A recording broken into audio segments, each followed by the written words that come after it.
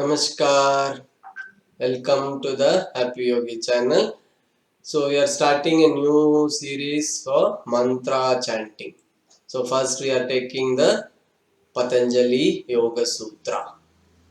So generally sutra chanting is given importance, but more importance is given to the meaning is more important than the beauty of the chanting, right? So if you are if you have seen any other Patanjali Yoga Sutra chanting, generally the meaning is not lost, but the beauty of the chanting doesn't come in the if you focus on the meaning, right? So I am following this book Mantra Pushpam by Ramakrishna Math. It's a very authority where lot of chants are given, lot of sutras, so many things are given. So here the Patanjali Yoga Sutra chanting is given along with the swara markings, meaning when to come down, intonation, coming down, going up, dirgha, sarita, anudata, udata.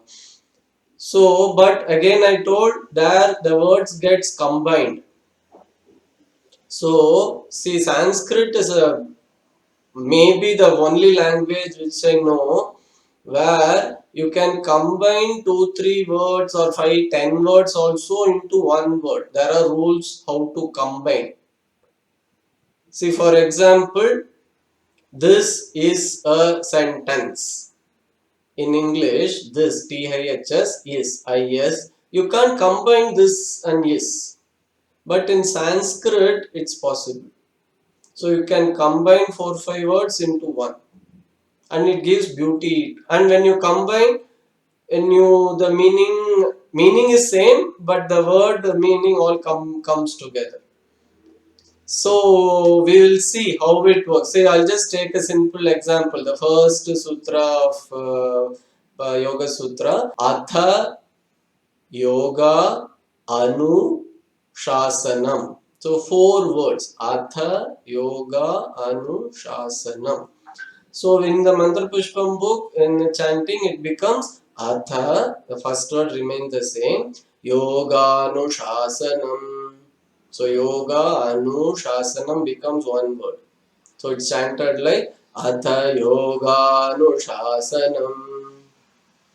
But meaning is the word, if you see, Atha Yoga Anu Shasanam. So what I thought, I'll be chanting. I'll show 2 things.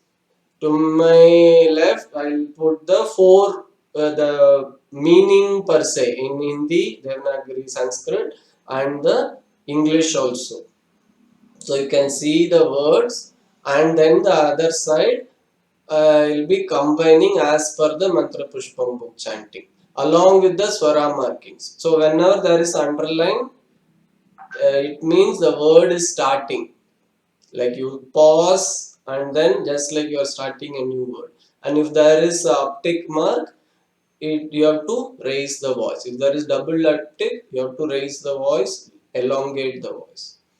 So you will see, its idea is for people, yogis, to learn. And when you know the meaning and learn the chant, it's much better.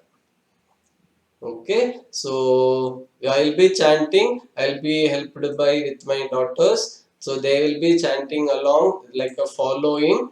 Then you can follow them for few times. If you put, then you can chant on your own. So each sentence will be chanting 4 times. First I will repeat, then they will repeat the words, then I will repeat the full sentence with the swara markings, then they will repeat. So it's like 4 different times we will be seeing the same line. Okay, so we will begin with the Patanjali Yoga mantra.